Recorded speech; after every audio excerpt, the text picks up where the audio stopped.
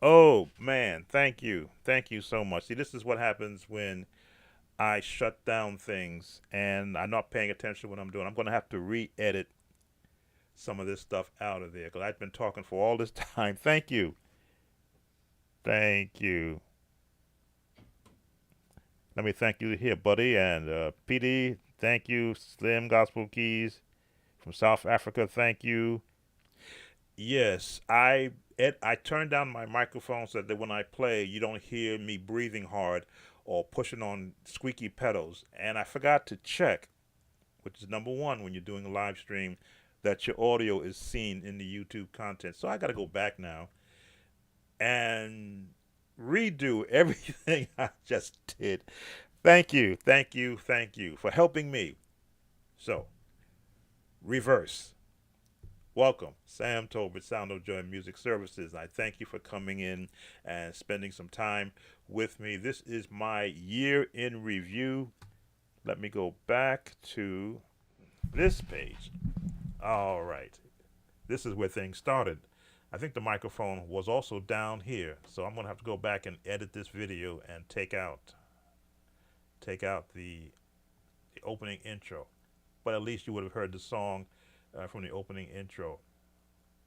So, Sam Tolbert, Sound of Joy Music Services. I wanted to thank all of you, those who have been coming in and who have been supporting this channel over the year of 2022 and previously. YouTube has a way of giving us a summary of how well we're doing to see whether or not our channel is growing. And this channel, I say my channel, is the one that I have. Don't have anyone who's working with me on it, so I'm sort of the chief cook and the bottle washer for the Sound of Joy channel. But it gives me an opportunity to share with all of you who love the sound of gospel music and, more importantly, want to be able to duplicate that sound out of your own point of view of music instruction. I've often said I was never trained by a professional piano teacher. My entire concept is those which I developed in my mind to say, how can I play what I'm hearing through my ears? And then finding books that would give me the basic piano what is it, pedology that I would have gotten from a professional teacher, and then applying that to what my ears have heard, and then develop the technique of placing my keys and the hand placement over the keyboard, which is why I love showing overhead videos so that you can actually see what I'm doing. The overhead videos allow me to share where the notes are electronically and how my are placed on the keyboard. But this is a stream. I'm trying to make this one, as I say, um, a thank you stream for those of you who have been supporting me. So let me go back to, as I say, where I was. As I say, I'm watching on my, it's camera number two. I'm watching on my iPad. That's how I knew that you let me know that you couldn't hear me. I would have did this whole stream believing that I was being heard and not monitoring, which is right in front of me, my audio. Anyway, this is my review. This is the thanks that YouTube has allowed me to see for those of you who have been supporting this channel with your viewership and your comments. So as you can see, go back. This is my snapshot. I've had 266,000, I'm going to go 500 views up to the date. I'm assuming this is up to the end of October or maybe the end of December. So they're letting me know that I have, yes, okay, sorry. They're letting me know that I have a lot of people to thank for coming onto my page and giving me their support. And as I had said when you couldn't hear me, this year I was always trying to find a new way to engage my viewers. I've done a lot more lives than I've ever done. Now that I had I was able to upgrade the software to be able to go live and not have it, as I say, break on me.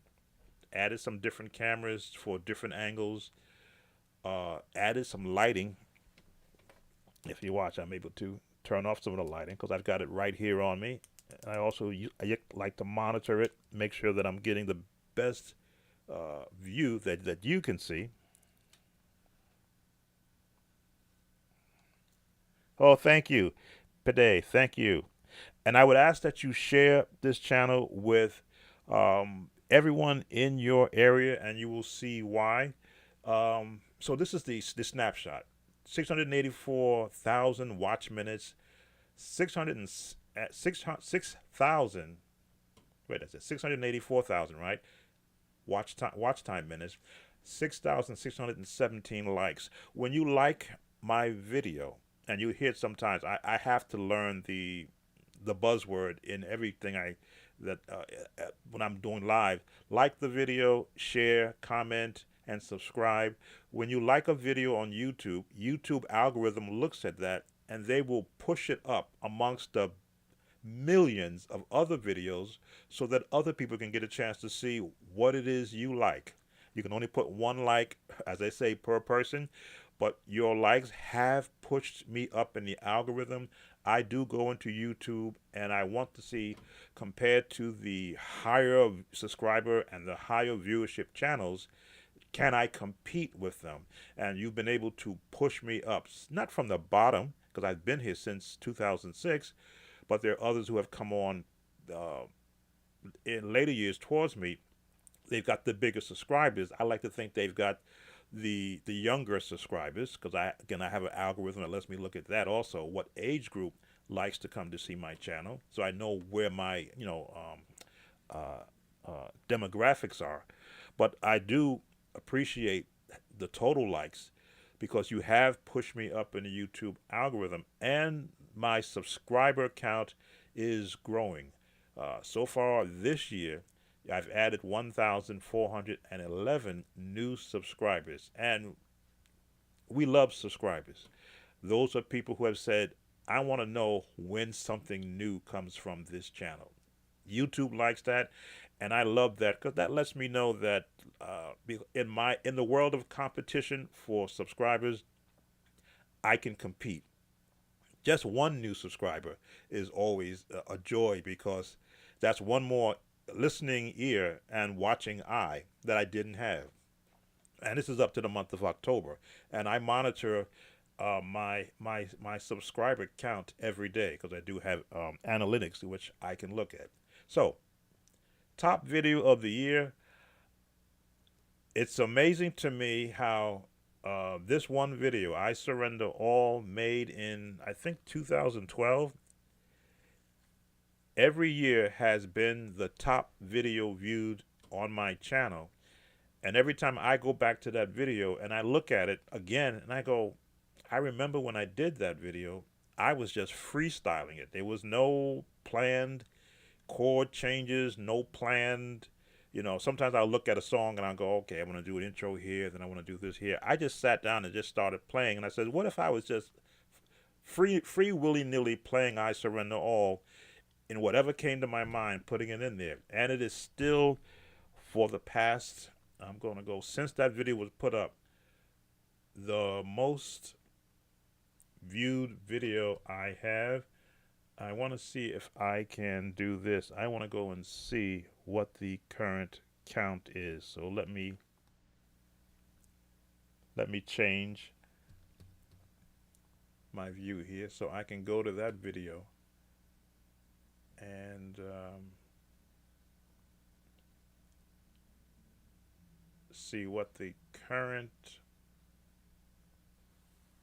viewership is. I believe it was over 200,000 the last time I looked.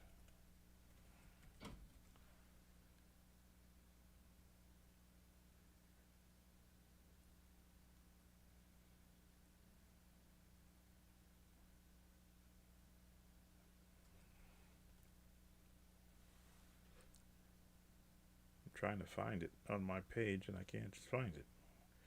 Where are you? There's that one. I've done so many of them, but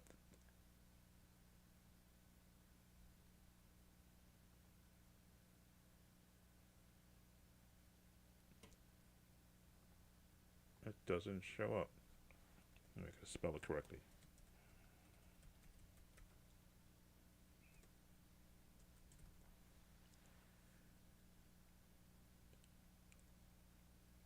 Oh, there it is.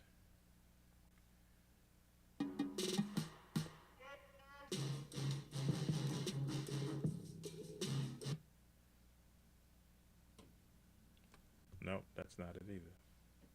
All right, Sam, just stop that. Oh, I look good. Huh. Why is it not showing up?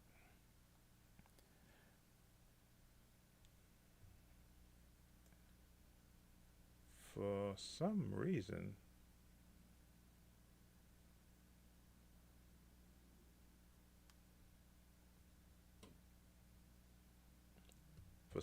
I can't find it. All right, so it is the most watched video. It is the most watched video, but I can't find it in my search for it. Let's go back to here. There we go. Anyway, followed by My Soul's Been Anchored in the Lord, followed by How to Play Gospel Piano, I Shall Wear a Crown. These were the top videos that were, and I'll say that they were searched for. I have over 1,200 videos on this channel, so I know no one is going to go and view all 1,200 videos in 1 year. But when they do the YouTube search for a particular song, this one comes up. I Surrender All comes up number one, followed by My Soul's Been Anchored in the Lord, just the actual music, and then the How to Play I Shall Wear a Crown. I began putting YouTube shorts. Look under most popular videos. I see them. You have plenty. Yeah, I'll have to do it that way. But you know how to find it, and I'm sure other people, because that's been, again, it's the most watched one. I began doing YouTube shorts. YouTube shorts are 60-second clips of whatever it is you want to do. And because I want the quality of the sound to be the best it possibly can, I invested in some equipment. Where is it? My YouTube shorts. Where is it now? Did I put it away?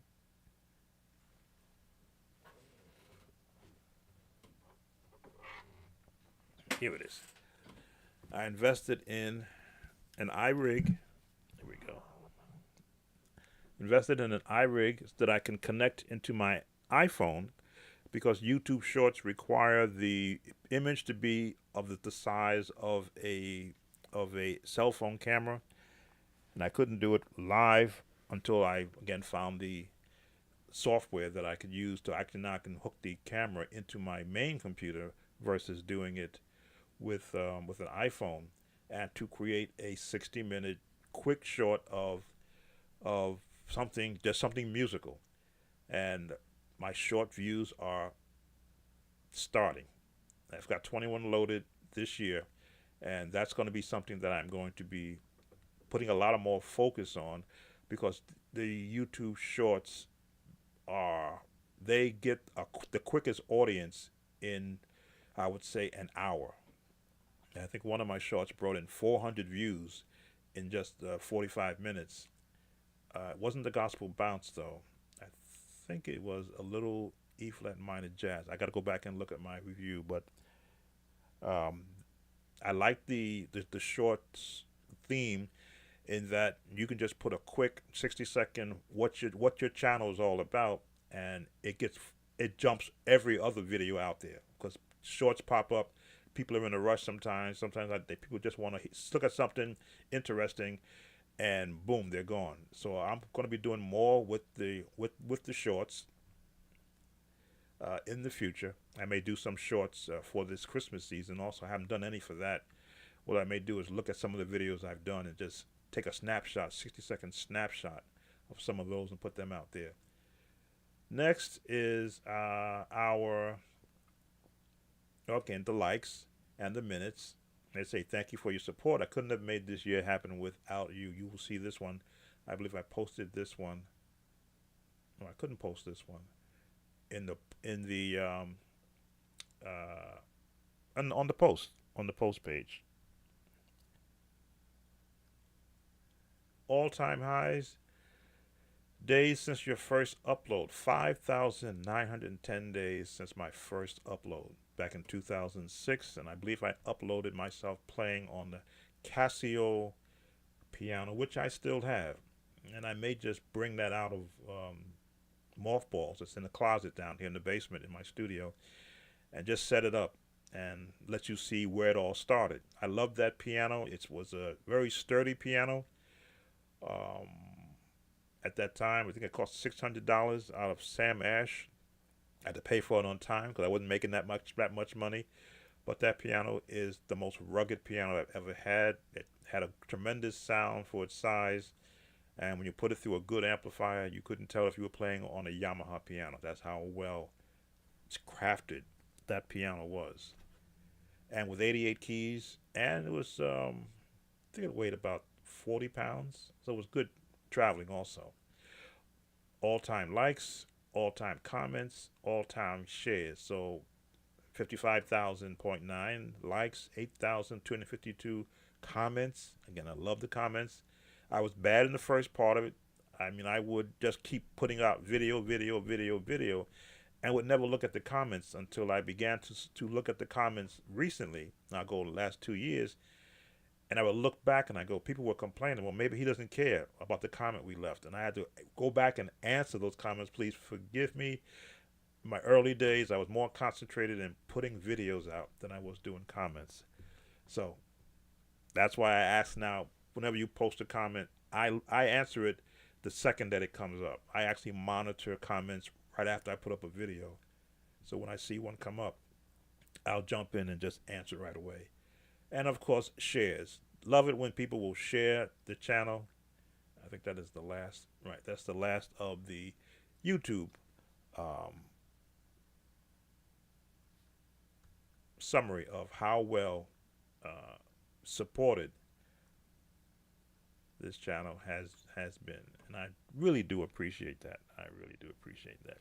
Now we have some that are in here. Give me a chance to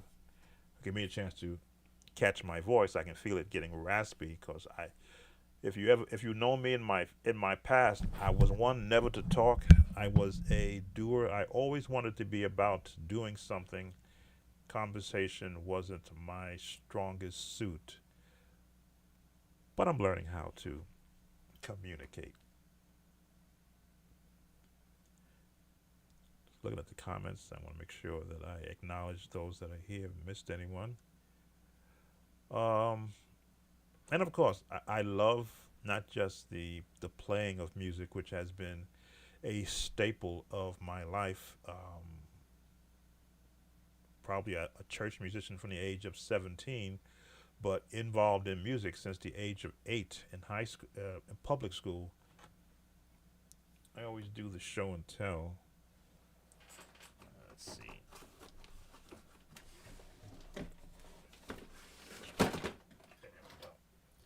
Always do the show and tell. This is not the exact instrument that was first put in my hands as a youngster, but this is a replica of the very first instrument that I learned how to play. This was my introduction to music at 8 years old in high school, and I can still get notes out of it. Let's see if I can get Joy to the World out of it.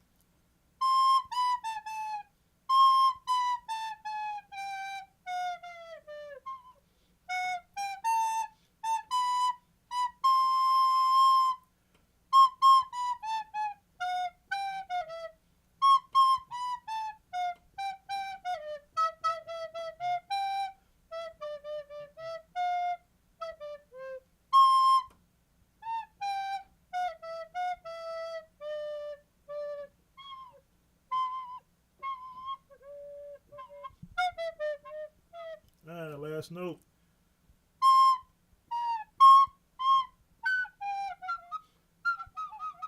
Yeah. getting getting happy, I guess. I got that many notes. A joy to the world. But yes, this began music for me as a youngster, and I haven't stopped since. Again, I don't. You see me doing that. It's memory, remembering where the notes were, how to place it. Breathing is always was an issue with playing something like this. You can't get excited, but I was one of the best musicians in the school playing this because playing hot cross buns and roll roll roll your boat and Mary had a little lamb. Those were the only things they taught us, but those things stayed with me up until the point when I got into high school, and I got that in the back. Let me see if I can go drag that out. In my high school, junior high school, I was the only French horn player in the junior high school, and the music department of the school presented me with a brand new French horn when I graduated. And of course, I questioned because as a youngster, I never believed in taking anything that wasn't mine. They says, "No, this is for you to take home," and that was when I was 14. So that's what, 42 years ago now? Yeah, I'm 62. Is that 42 years ago? 52 years ago. Wow. And I still have it. And I'm going to go dig that up. Let me put you right here.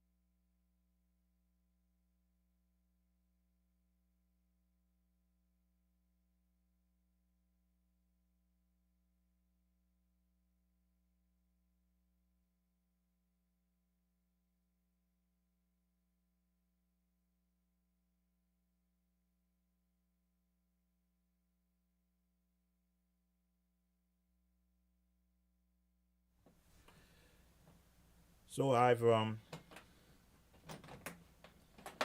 love sharing the musical journey that I've had the opportunity to participate in. Let me just change my scene.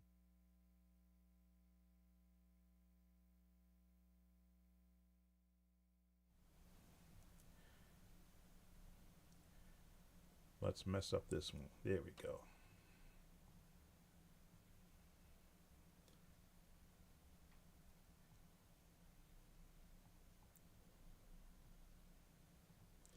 I can do this. So this is the Sam Talbert from high school. This is a French horn, one of the more difficult instruments to learn how to play. You might say I like to. There we go. Stay there. I always loved to be challenged, so I was the only French horn player in my high school, junior high school, and I was presented with this 50, as I'm 62, 66 now.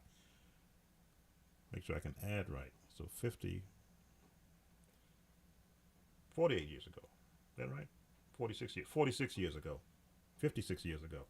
I was presented with this, as you can see. It still works because I've kept it in its case. It is a keepsake for me. I don't play it. It was difficult to play when I was a young musician. I really had to be concentrated. Holding it, you had to hold it like this and play it at an angle and look at your music. And yes, I did play the 1812 Overture with this one. No, high school I played the 1812 Overture, and they switched me to mellophone because they didn't have a French horn, but they said they wanted me to switch to mellophone, which is sort of the same build, different key, a lot lighter, and a lot easier to play. But yes, this is the path musically that I took before piano. That's what's it is amazing. Just put them back in here.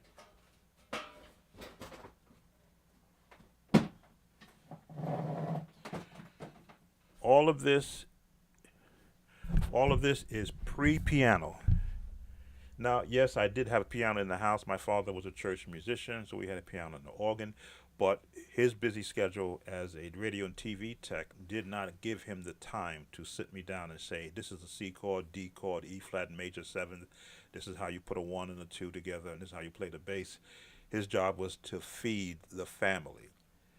But the teachers that I had in my path instilled with me, first of all, the love of music, the sound that is created from the composers and then the instrumentalists that articulate that sound. So every song that I would learn, I would internally keep it in my mind, get home to the piano, and to figure out, gee, how can I play that on the piano? Let's just take this guy back down here. There we go. Technology. So if I learned a song in school, I'd come back home to the piano and I sit and I go, gee, what does this sound like?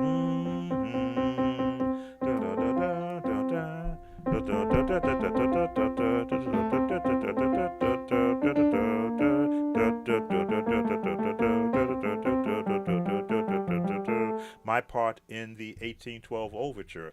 So that was the building blocks to my being able to articulate.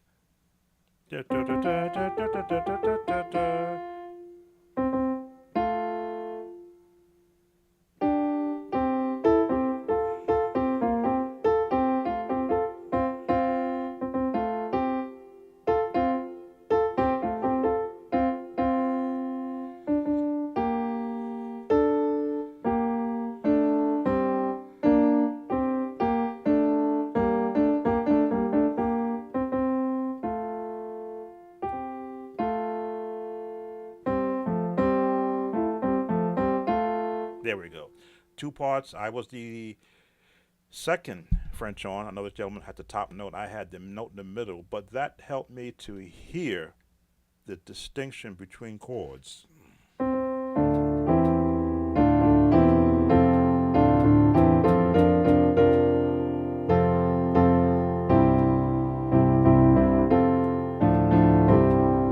So now I can hear the bottom, the middle, the top, and go to the piano, find those notes as comfortably as I can, and then once I got invested money in later years in chord books and fingering books, I began to understand what a scale was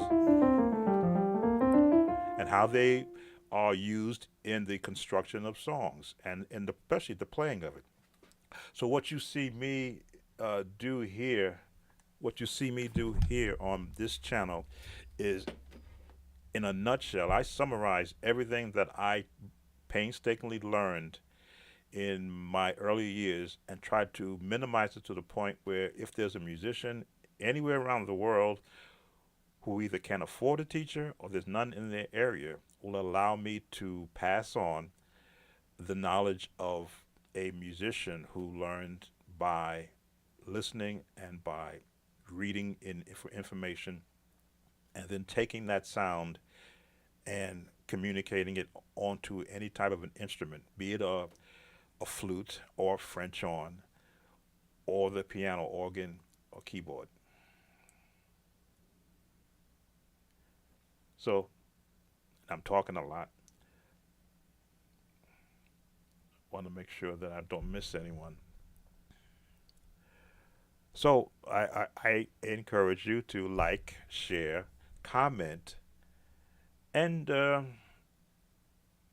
give me your questions about anything music. I really don't have the answer to life, but I do have some answers when it comes to music.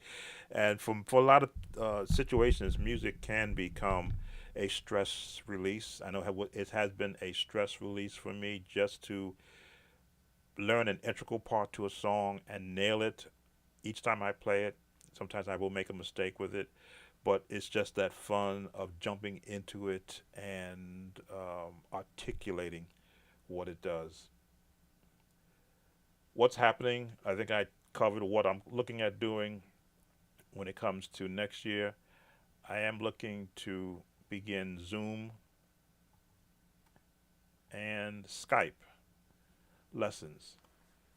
As I say, this platform is not forever. I recognize that. So I'm preparing myself. In fact, I've been prepared on Skype. I've had some lessons on the Skype platform, but I want a platform that allows me to have more than one person. That'll be the Zoom platform, where I want to, let's just change this up a little bit. Zoom, there we go, Zoom, put it right there. The Zoom platform will allow me to have at least 5 students at one time, all learning the very same thing. And the concept in the beginning, or as I test it, will be we'll pick one song, and I want to hear everyone's interpretation of that song. So only one person in a Zoom platform can have the mic, you might say. So the others will be muted. I will listen to their take on a particular song, and then I will not critique it, but I will offer suggestions based upon how I hear it. Because generally, I can tell if a person practices by how they play melody. If I don't hear the melody, then I know that they don't practice scales. Not a critique, but just an observation. Because if you can play the melody of the song, which is basically a scale, you can find 100, well, 100 is a kind of high number, dozens of chord phrasing to put around that. And then you can go outside with what they call the reharm chords. But it'll give me an opportunity for other musicians to communicate with one another and to watch what's happening. What's the best way to approach learning chords and scales? Number one, to know that that chord exists. Now, chord is, I've often say, broken scales. You won't know what a chord is if you don't know what a scale is. I use rather 2 basic scales, the major scale and the harmonic minor scale. Now there are a lot of jazz scales, there's pentatonic scales, there's Lydian scales, and I actually saw a book that was able to break down the sound of every scale just starting in middle C. Now I don't have the names of them, but I can show you what, again, you gotta have a book in front of you to really understand this. Your major scale, and let me just go to chordy and change that to,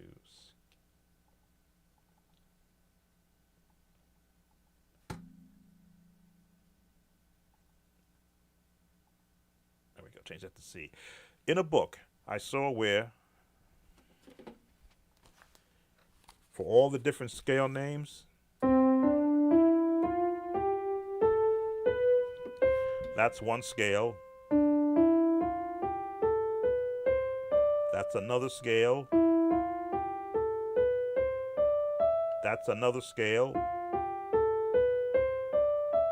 that's another scale, that's another scale, that's another scale.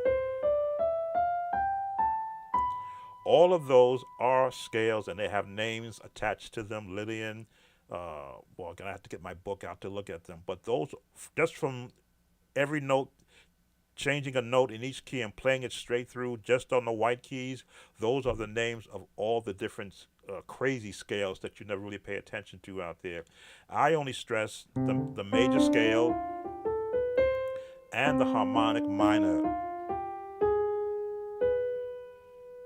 because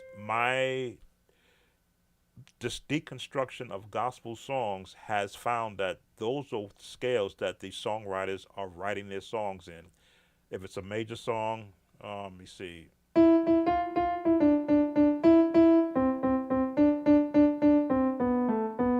Revelation 19.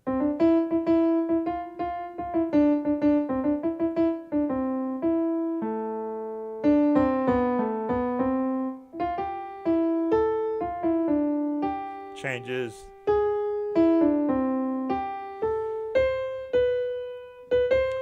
Revelation 19, written in the major scale. If you want to pick the Fred Hammond song, Glory to Glory. Glory to glory wrote it in the harmonic minor scale. Or I Will Celebrate from Saints and Praise. We'll sing to him a new song. Once I began to apply that basic understanding of those two scales to every song, I could recognize what key they're in. Placing the chords around it became easy because I knew how to take scales and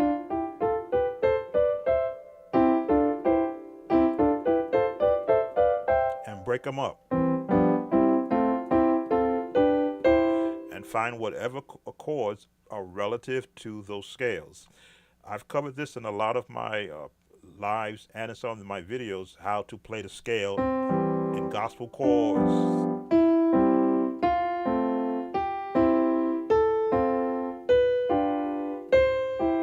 Minor.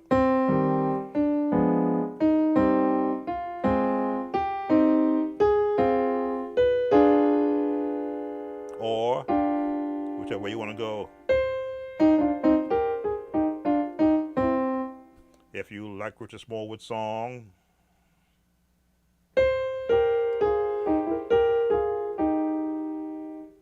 he's using a harmonic minor scale on his Amen at the end of Total Praise.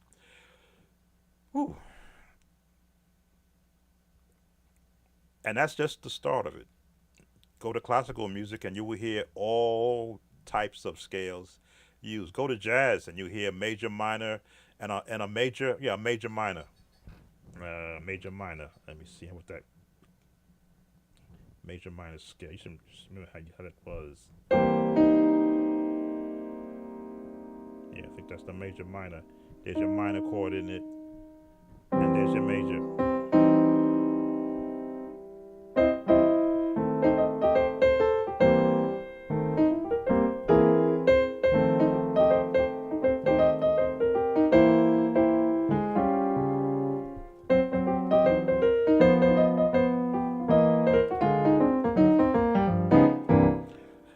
So the secret is scales. That's the cheat code. Once you get an understanding of where the scale is going, now you've got the cheat code to hearing every chord every musician is playing, because all he's doing is just using scales from different keys to give it a tone or a sound that is pleasing to those who hear it. So the best way, learn all the scales and every key.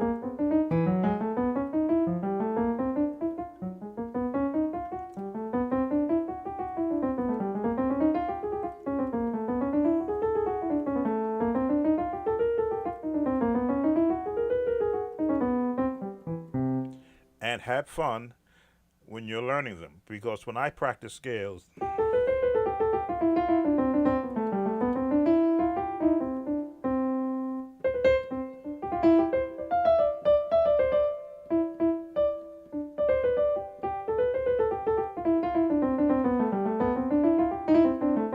there we go. I haven't done that one in a while, but that's what I would practice.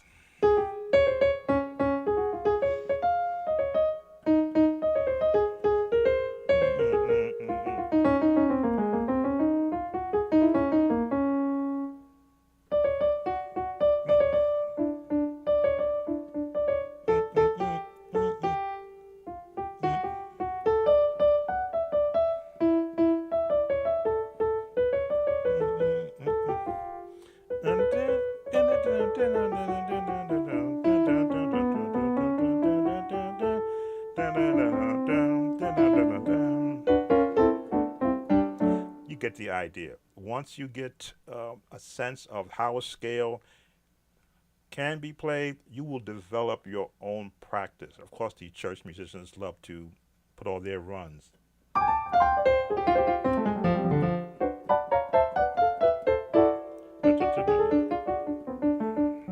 Jazz scales.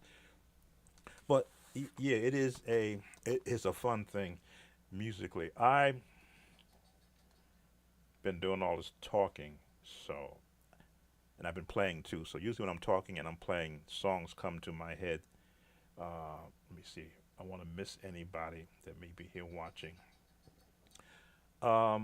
I opened up the uh, well, opened up this session playing the song, two versions of the song Emmanuel, the and they're both hymn book versions, two different eras though.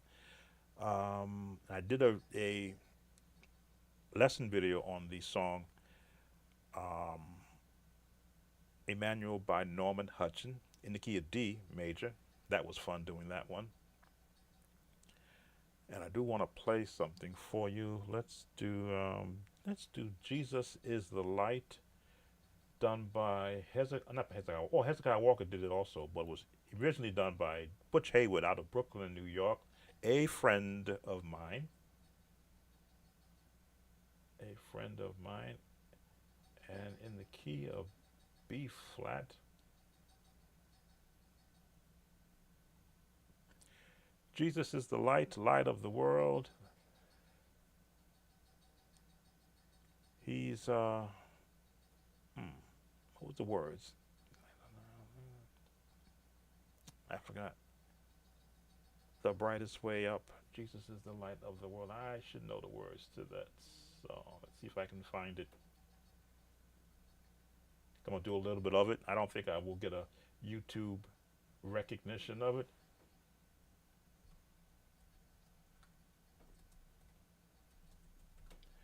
Just looking up the lyrics. We'll go Hez Walker.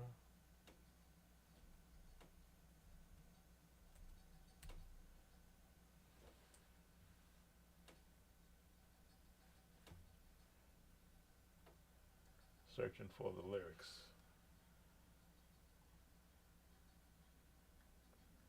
Okay, lyrics.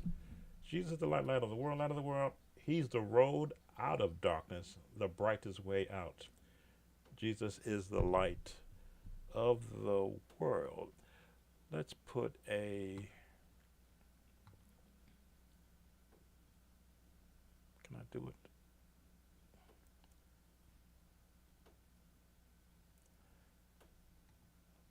I'm going to put a screen of it here.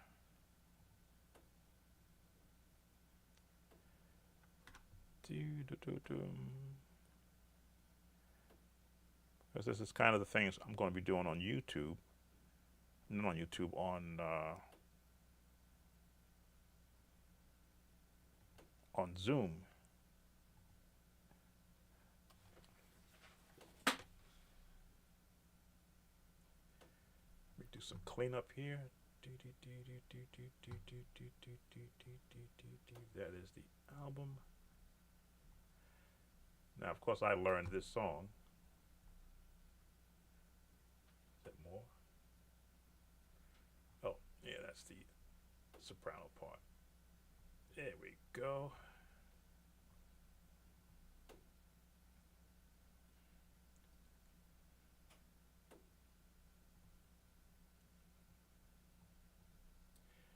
Clean things up a bit. Didn't mean to move that.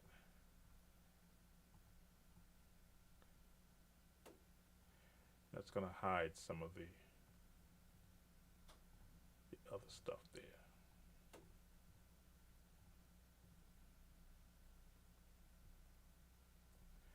Presentation is always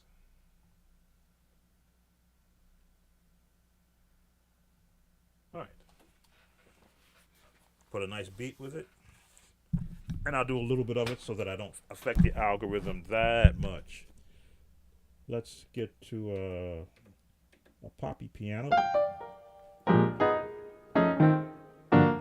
going to rock piano. There we go.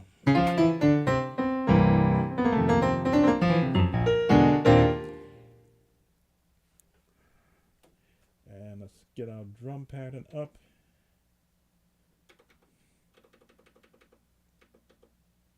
And this is what I would consider a practice session for musicians. Find a song that you're really comfortable with, and on your keyboard, if you have one that has drum patterns, get a nice corresponding drum pattern.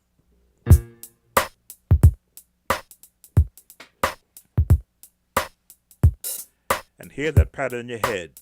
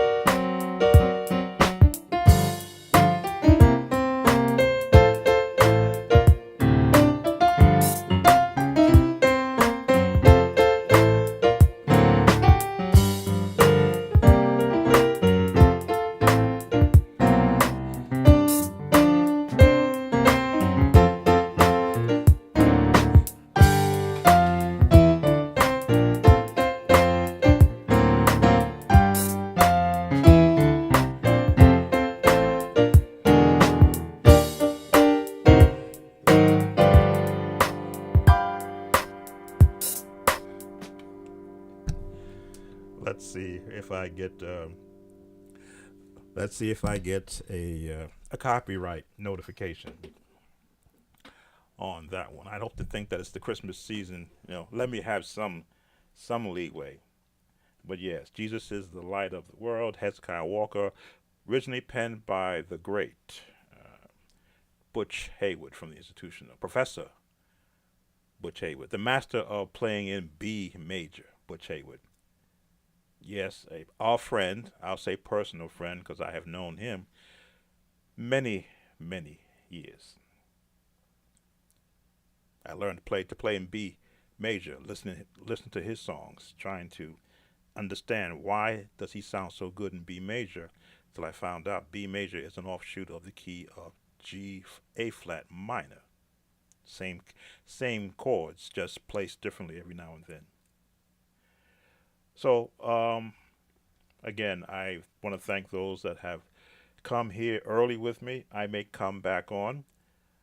The YouTube algorithm also lets me know when I get my largest viewership, and the hour in which I'm on right now is the lowest viewership around this hour.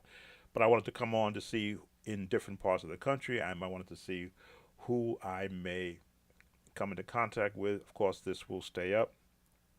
I will go in and edit it to remove all that dead space I had there. That's why I had to end it with a song, uh, because I have so much dead space when I didn't have the microphone up. So I appreciate Pede, if I'm saying your name correctly, for making me aware that my microphone wasn't on. And also, Buddy Burnett, you were the first one, I believe, uh, to let me know. And I'll be back. Be back. You can never go wrong by saying thank you. Thank you, thank you, thank you for supporting this channel. Remember to like, to subscribe, to comment, and to share. Let's get rid of. No, let me bring that up. Clean the screen up a little bit. There we go. Be blessed, and I may get on maybe with earlier part of the afternoon if I don't have to go out. But I appreciate you all. Take care. See you later. Bye.